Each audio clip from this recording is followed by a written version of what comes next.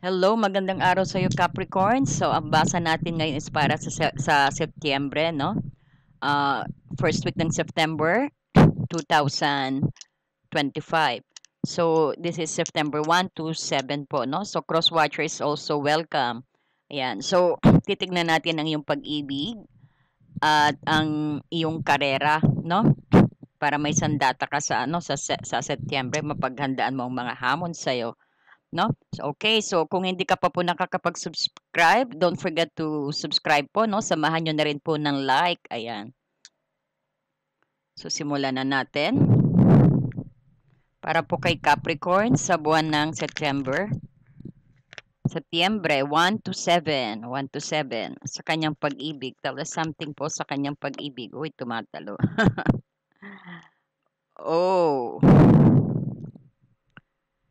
So, meron ka ng Five of Swords in reverse.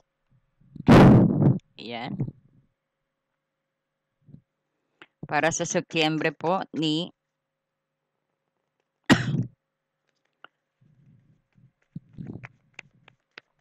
September po para kay Capricorn Spirit Guys sa kanyang pag-ibig. Lakas ng talon. Oh, the Sun in reverse. Nako, maganda sana yan kung naka-upright. Para po kay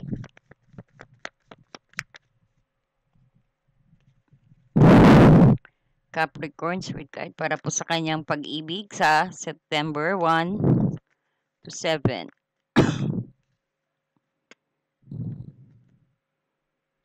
The Hangman.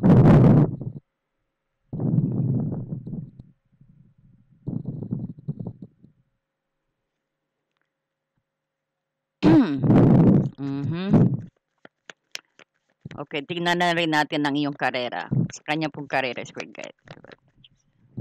Sa kanya pong karera. Sa kanya pong karera.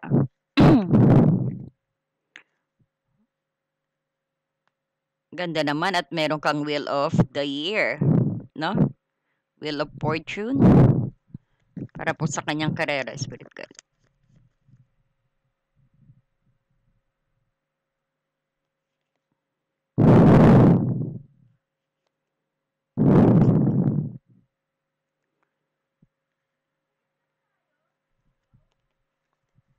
Para po sa kanyang karera.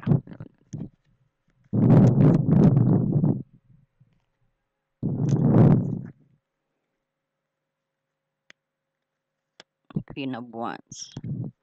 Para po sa kanyang karera.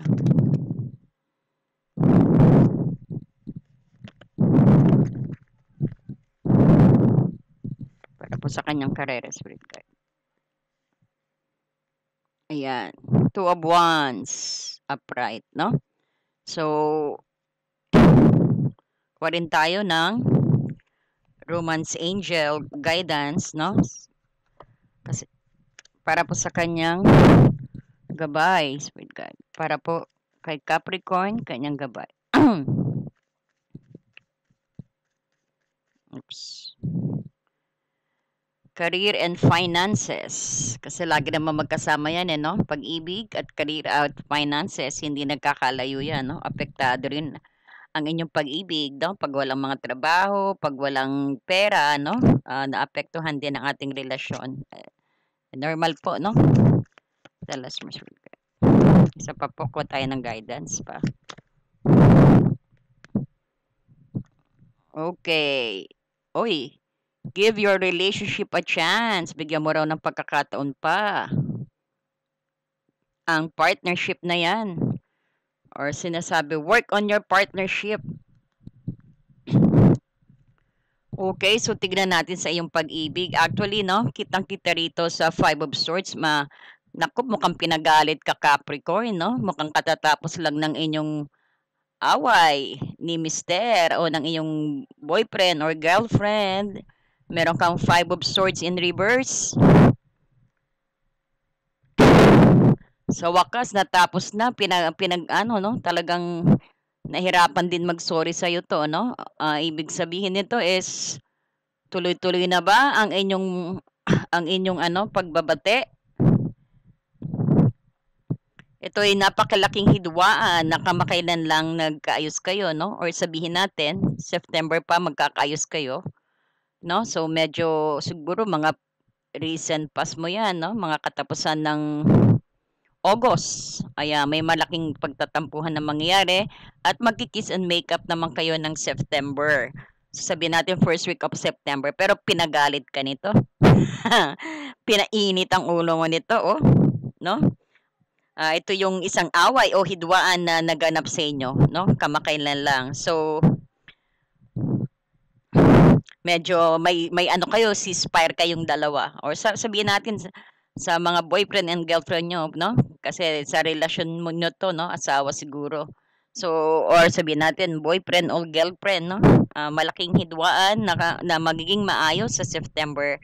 So, magkakasundo kayo. Pero mayroon tayong nakikita rito, no? Hindi mo, kumbaga, hindi pa rin, it's either na ikaw ang may pagkakasala o ang persons mo may pagkakasala, no? Energy can change po, no? Medyo nakukuha ko siguro energy ng persons ninyo. Pero, yung pansamantalang yung ceasefire ninyo, actually, hindi ka pa yata kumbinsido dyan, no? Kasi naka-reverse pang sun dito. Yes, binigyan mo siya ng chance, pero ando doon pa rin yung yung medyo alinlangan ka pa, parang nanghinayang ka pa, parang gusto mo pang pahabain. Or sabihin mo ang persons mo, mukhang gusto pang pahabain, no? O baka sabihin, lambing mo na rin yan, no? Pero ang nakikita mo ang sun mo is reverse dito, no? Kumbaga yung sa tingin mo na akala mo very peace na kayo, may kapayapaan na, no?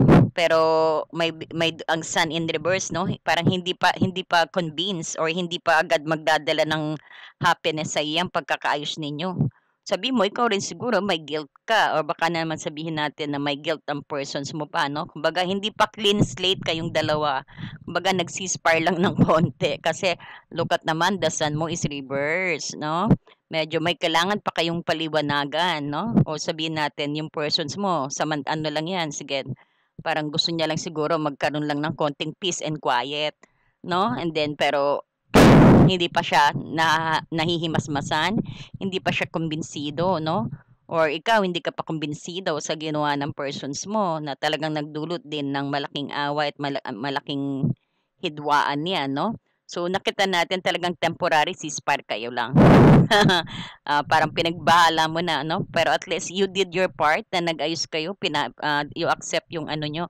Parang one of you, hindi pa, siguro may mga tinatago pang guilt dito, no? So, hindi na natin halongkatin kung anong naging dahilan. Pero this is a big fight, actually, na gumulo sa isip ninyo. Na yung fight na yan is kayong dalawa actually ang nagkakasakitan, no? Sa isip, sa salita at sa gawa, no? Sa loobin ninyo, sa damdamin ninyo. Apektado kayo. So, ibig sabihin, hindi bukal sa loob mo or siya yung pagpapatawad. Or ibig sabihin, meron ka pang kailangan, sundutan mo pa ng ibang evidence para makumbinsi mo siya, no? Capricorn. So, maganda naman at meron ka ditong no, hangman. So, ito yung nagpapahiwatig na kailangan mong siguro din na talagang huminto na sa dahilan na kung bakit kayo nag-away, no? So, kumbaga, hindi yung susunod-sunurin mo, hindi yung sa akala mo na pinatawad ka na tapos is no, is kukuha ka lang ng tiyempo, babalik ka ulit sa ganung style, o babalik ka ulit dun sa ganun na ayaw niya, no? So, remember this is a general reading, no? So, just take what resonate. Pero kitang-kita rito na no? Kailangan mong umistop muna at let's say na baguhin mo rin yung style or pananaw mo, no? Kumbaga, hindi to yung oras para magkaroon ka ng aksyon, kundi para sabihin natin, parang peace ceasefire nga lang. Kumbaga, oo, pinatawad ka, o oo, pinatawad mo siya, pero Capricorn, yung sakit andyan pa rin, parang hindi ka kumbinsido, kaya lang, you just want, parang pinagsa Diyos mo na rin, no? Kumbaga, ayan, kasi naghangman ka rito, no? Kumbaga, talagang gusto mo muna ng konting katahimikan, no? Para sa makapag-isip-isip ka rin. Parang nag-cool off sa mga mag-shota, nag-cool off muna, no?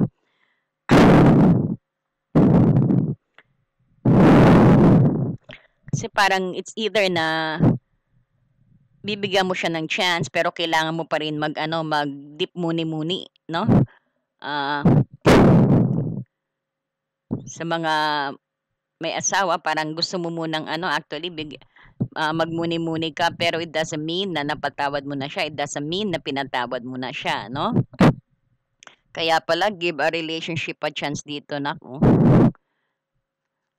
Pero lagyan nga natin ng clarity na na medyo na curious ako tong sa pinag-awayan niyo. Konti lang silipin natin saglit, no? Silipin lang natin kung ano tong pinag-awayan niyo. Ano po yung away na yan? Tingnan nga natin. Oops, ayan na. Oh, diyan siguro isa na yung pagsisinungaling, no? Medyo ang high priestess mo naka-reverse or maybe sabihin natin siguro nahuli ka nagsisinungaling. So, no? Tignan natin. Pero ano to? Kumbaga rin sabihin natin, sa kaibigan, may involved na kaibigan. Parang may isang kaibigan na namagitan sa pag-aaway ninyo. Or sabihin natin kinuntsaba mo yung yung kaibigan mo. So it's either ayun, may delay na nangyari. Talagang tong recent past nyo ha. Sana hindi ko alam kung nabasa ko to sa sa August ninyo, no? I-check niyo August niyo po. Tingnan niyo po ang playlist, no? Baka So nakita natin, nakita ko isang dahilan dito ng pag-aaway. Isa na yung pagsisinungaling, mapabarkada, at laging late. Ano tong laging late na nakikita natin, no? So meron kang 8 of Wands, medyo siguro napasarap ka ng inom o napasarap ka ng lakwatsa or what, no? Pwede rin na siguro nag-stay ka sa kaibigan mo. Yan yung napipick up ko parang nag-stay ka sa kaibigan mo, hindi ka nakauwi siguro, no? Na yan din siguro ang kinagalit. Hindi ka man lang tumawag. Ayan, no? May miscommunications kayong dalawa. Dahil dito sa kaibigan, hindi kaya kasama mo yung kaibigan nyo? Hindi kaya yung kaibigan niya ang mo? So we need to clarify, we need to go deep on that, no? Pero baka nakita na natin to sa August mo, no? So check nyo po sa mga pero nakita natin damay ang kaibigan. Talagang may dahilan si Capricorn para din magalit o parang sabihin natin, pwede rin na mas pinapaboran mo ang kaibigan mo. Pero may pagsisinungaling kang ginawa, no? Na involve ang kaibigan, sabihin natin, this could be katatapos lang ng party, celebrations, no? Siguro, hindi ka nag-communicate, no? Kung ang tipo naman ni Capricorn is, sabihin natin na, syempre, kailangan hindi ka naman pagagalitan, kumbaga magsabi ka, kaya lang siguro, mas may grabe pang nangyari. If we're gonna go deep, makikita natin yan, no? So far, glimpse lang muna, kasi baka nakita natin yan ng August sa'yo, Capricorn, no? So, ayan. So, let's go na sa iyong career. So, ang iyong karera naman, may Wheel of Fortune naman, no? So, ito yung malaking pagbabago, no? O sabihin natin yung may kapalaran na darating sa iyo na very swerte.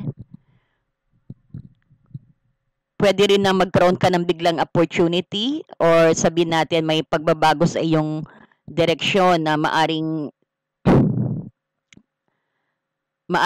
lahat nasa iyo na lahat, no? Actually, kumbaga kompleto na, accomplished na, no? Meron ka na ng lahat no? Ayun nga lang, persons mo siguro galit, medyo may problema ka lang sa sa relasyon mo, no? Oo. Pero nakita naman natin finances at career mo mukhang maayos, o baka naman as long na kasi connected yan, no? So pag nakita ko siguro yung tingnan pa natin, basahin natin. So we could make some conclusion dito, no? So Capricorn, nakita natin sa isang card lang, nakita natin is maganda naman ang daloy ng iyong karera, no? Ang inyong financial, no? Pero may nakita rin tayo dito, may isang Queen of Wands na naka-reverse, no? Ito yung nagpapahiwatig ng baka kulang ka sa sabihin natin sa inspirasyon, yan ang sinasabi ko, o sabihin natin medyo nawawala ka ng tiwala sa sarili, no? Maari ring sabihin natin na nararamdaman mo na hindi mo magamit ang iyong mga tunay na pagiging na pagiging malikhain sa present na job mo rin, no? Parang tingin mo tapos na kasi may legacy ka na, accomplish ka na, no? Parang medyo kulang ang inspiration mo, no?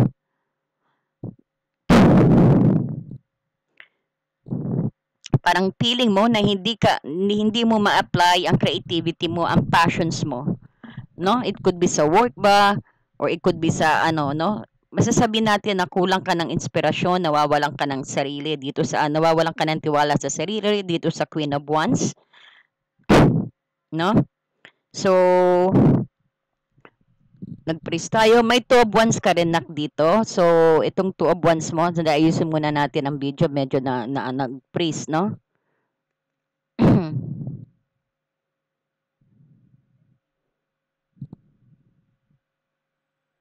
Ayan. So, ito naman ang iyong 2 of Wands. Ito yung nagpapahiwatig na oras na para magplano ka rin sa hinaharap, no? So tignan mo rin yung mga options at maghanda ka para sa susunod na hakbang mo. So actually ang susi rito yung mahanap yung isang motivations mo kasi nga wala kang inspirasyon dito, no? O sabihin natin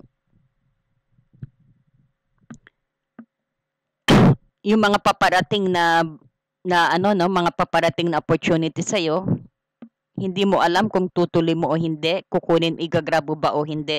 Nagdadalawang isip ka pa, no? Parang ngayon nakikita ko na rin, sabihin natin involved din ang money sa iyong romance, no? So nakita natin medyo siguro if I go deep, kitang-kita ko na yung pero it could be na to those who's dealing with fire sign na Capricorn, no? Aries, Leo, Sagittarius.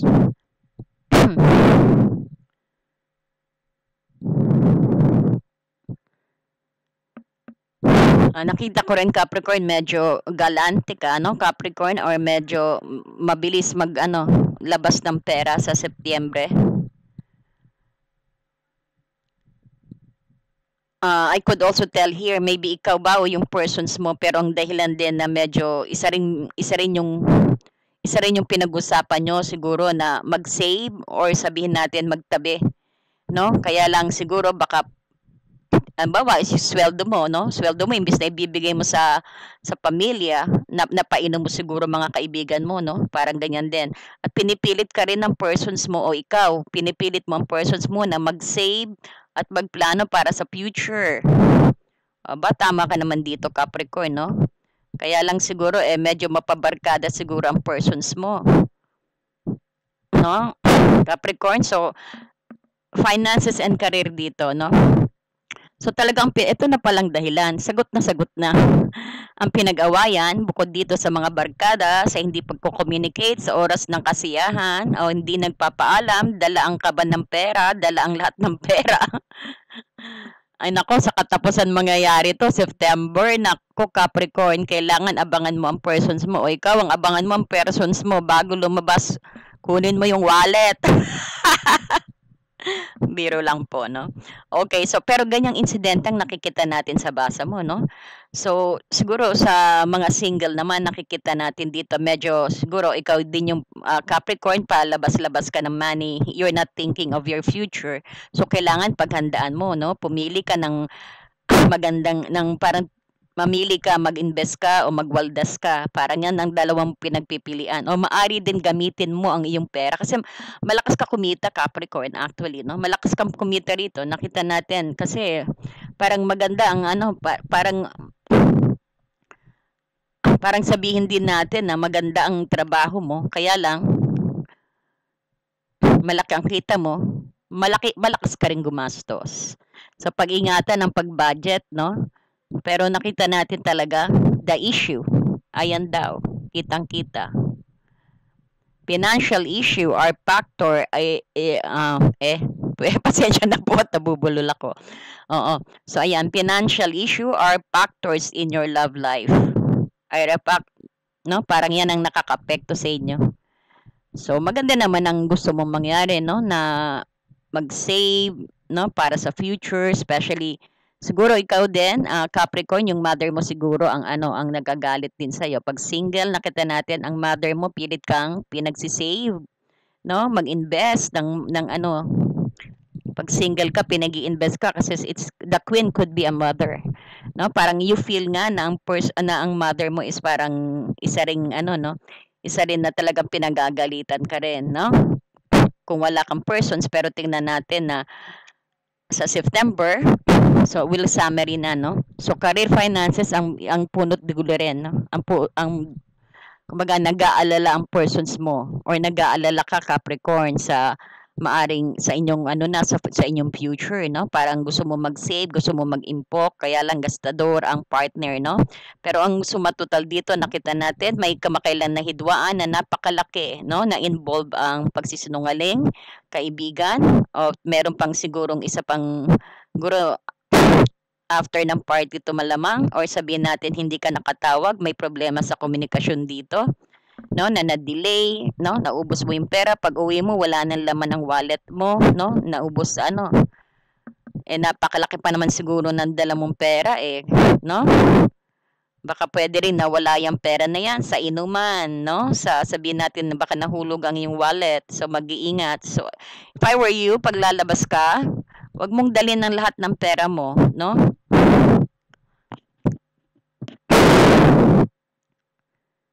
O siguro din, lumabas ka sa kaibigan mo kasi nga may hidwaan kayo, no? May hidwaan ka, tapos kaya lang, pinatawad ka nga, bumalik ka naman, wala naman yung pera, nakinita mo na imbes na ibigay mo sa pamilya mo, no?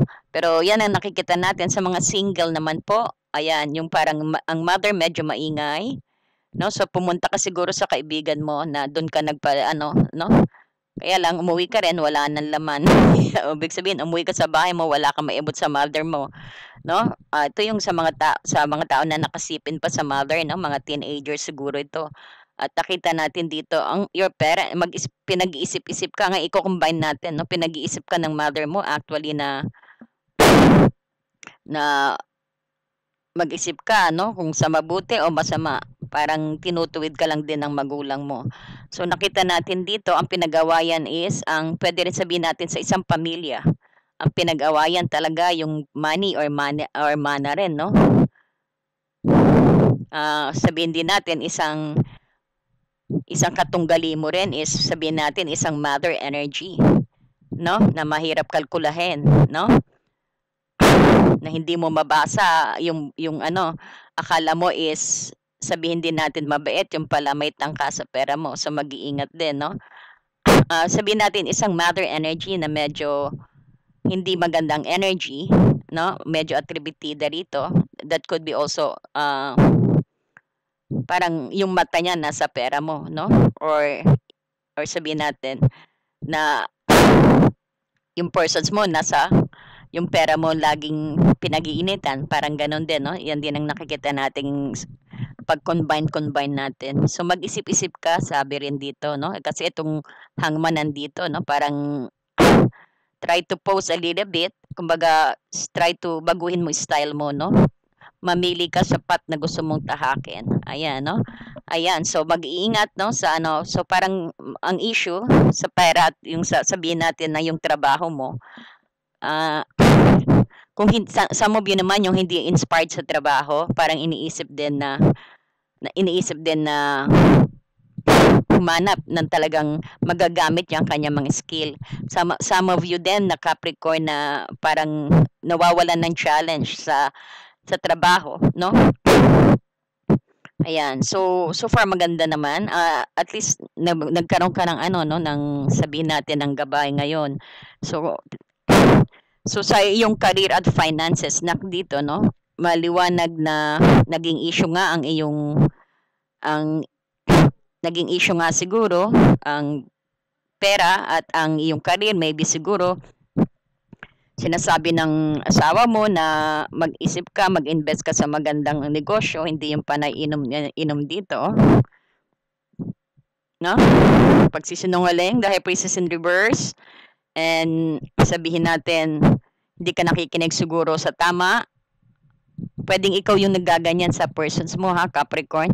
Medyo panay barkada, ayan, tapos hindi nakikipag-communicate, hindi tumatawag. So far, yan na nakita natin. And then, pero sa suma total din, ang sabi pa rin ng Romance Angel, ah, since na nasa ano kayo, ceasefire kayo ngayon, kumbaga, buksan mo rin yung puso mo, give your relationship a chance pa rin. Kasi parang may pundasyon na rin kayo dito. Ibig sabihin, ang pera madali namang kitain, no, napapalitan. Kaya lang, ayan, na-stop na naman tayo. Dire-diretso ako, hindi ko nakita. Ayusin ko lang po ng konti. May konting technical problem dito, no? Ayan. Ayan. So, ang sabi pa rin dito, no, give a relationship a chance. Kasi parang kayo, kasal kayo. Kailangan naman, di ba? Kumbaga, kailangan nyo lang ng heart-to-heart conversations. Sa bagay, although na hindi ka pa rin convinced kung bukal sa loob mo yung pag-ano, kumbaga nasa watch out ano ka pa rin, no? Kumbaga hindi pa 100% na pinatawad mo siya, no, Capricorn. Kailangan pa rin niya magpunyagi, no? Kaya ito naman ang binigay sa iyo, Capricorn, give a relationship a chance.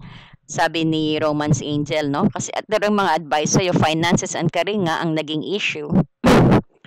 So, ito yung sabi natin, estado nyo rin sa pananalapi o sa trabaho, ay ito yung direktang epekto sa relasyon ninyo, no? Maari sigurong pinagmumulan din ng stress ang pera, no? Naapektuhan ang inyong pag-ibig, ang inyong love life.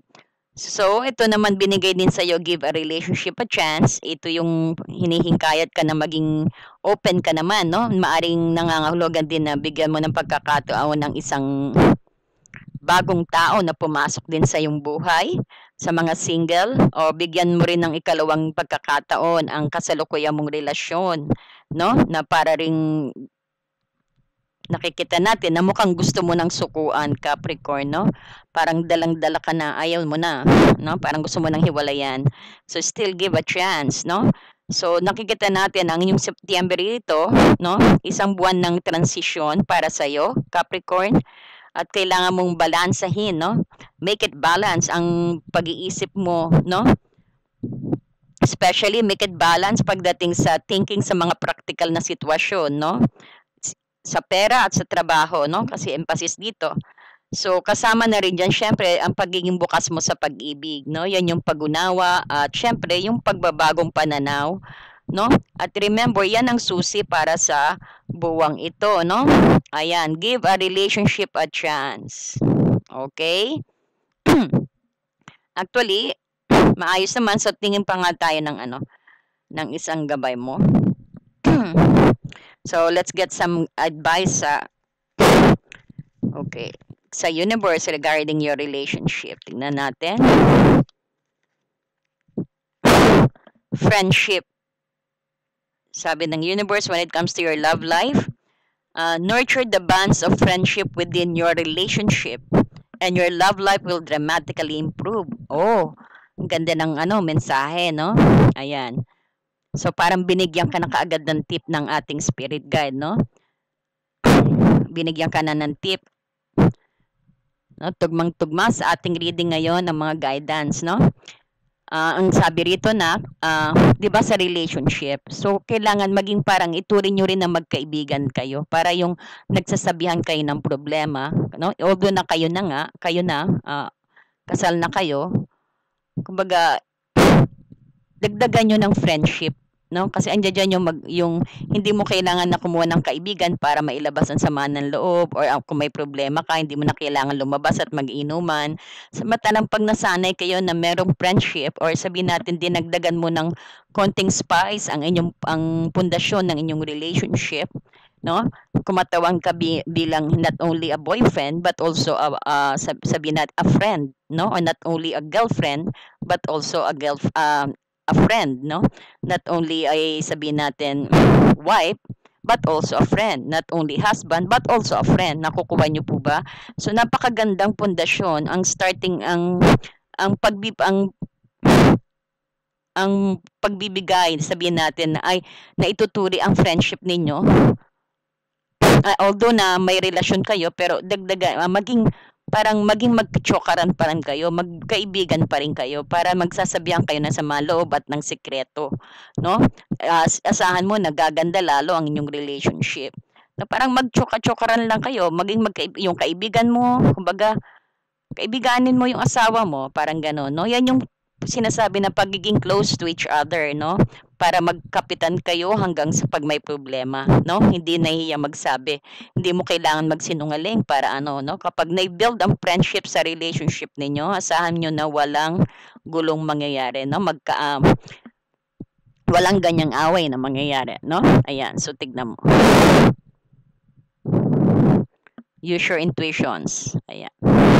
Okay, maraming salamat sa iyo, Capricorn, no? Sana nagkaroon ng aral at nagkakuha ka ng insight sa iyong Setyembre, no? Ayan, so mag-sounds tayo ng konti. Please don't forget to like and subscribe po, no? Marami pong salamat sa mga nag-subscribe at sa mga hindi pa po. Thank you so much din. I hope po na magbigay kayo ng like po, no? At malaki pong tulong sa Happy Angel yung like nyo. Ayan, thank you so much po and God bless you. Bye-bye, Capricorn.